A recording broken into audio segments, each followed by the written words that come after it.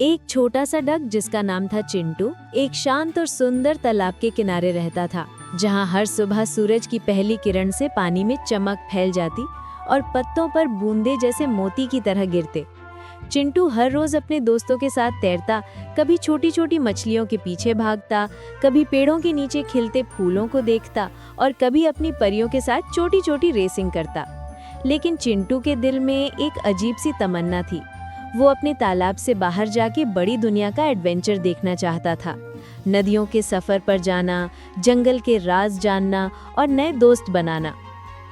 एक दिन सुबह की रोशनी के साथ चिंटू ने डिसाइड किया कि आज वो अपनी कंफर्ट जोन से बाहर निकल के एक बड़ी जर्नी शुरू करेगा। पहले वो तालाब के बाहर की छोटी सी नदी पर गया, जहां पानी तेजी से बह रहा था और पत्थर के साथ टकराकर आवाज कर रहा था। चिंटू थोड़ा डरे, लेकिन उसने हिम्मत रखी और तैरता हुआ नदी के मध्य तक गया।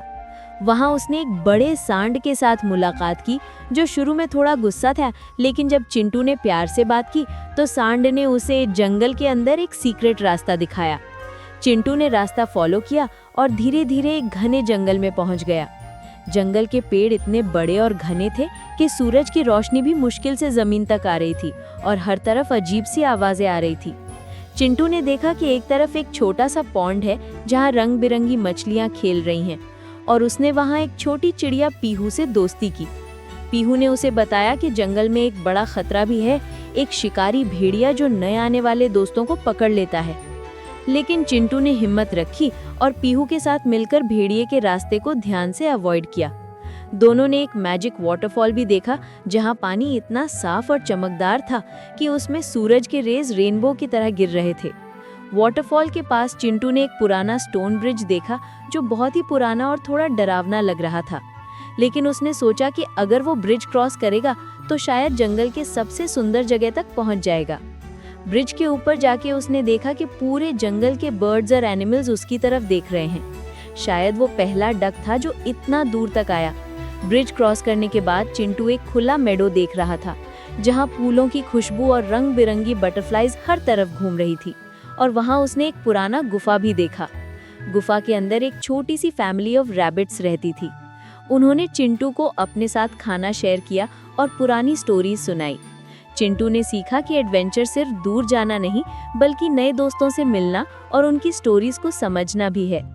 फिर चिंटू और पीहू ने एक बड़े पीपल के पेड़ के नीचे आराम किया। वहां से उन्होंने पूरे जंगल को ऑब्जर्व किया और देखा कि कितनी सुंदर और अलग अलग दुनिया है जो उन्होंने पहले नहीं देखी थी। रात के वक्त चिंटू ने सोचा कि अब घर लौटने का समय है, लेकिन इस बार वो सिर्फ अपने तालाब तक नहीं लौट रहा, बल्कि वो एक नए कॉन्फिडेंस और दोस्ती के साथ लौट रहा था। जंगल के हर रास्ते, वाटरफॉल की रोशनी, रैबिट्स की गुफा और ब्रिज के एक्साइटमेंट को याद करते हुए चिंटू ने रियलाइज किया कि एडवेंचर का असली मजा सिर्फ नई जगह देखना नहीं, बल्कि हर एक छोटी छोटी चीज का एक्सपीरियंस लेना है और अपने दोस्तों के साथ वो एक्सपीरियंस शेयर करना है। चिंटू जब अपने तालाब के पास वापस आया तो उसके सारे दोस्तों ने उसका स्वागत किया और चिंटू ने उन्हें जंगल के स्टोरीज बताई। कैसे उसने नदी के तेजी से बहते पानी को क्रॉस किया, कैसे पीहू से मिली और भेड़िए से बच के निकला, कैसे रेनबो वाटरफॉल और पुराना ब्रिज क्रॉस किया, और कैसे रैबिट्स के साथ दोस्ती की। चिंटू का दिल खुशी से भरा हुआ था और उसने डिसाइड किया कि आगे भी वो नए एडवेंचर्स के लिए रेडी रहेगा, क्योंकि दुनिया में इतने रंग और स्टोरीज हैं जो सिर्फ उन्हीं के लिए हैं जो डर के बिना एक्सप्लोर करते हैं। और चिंटू की ये जर्नी एक नई शुरुआत थी, एक नई उम्मीद के साथ कि हर डक, छोटा या बड़ा, अपनी हिम्मत से दुनिया का एक्सपीरियंस कर सकता है और नए दोस्तों के साथ अपनी जिंदगी के रंग भर सकता है।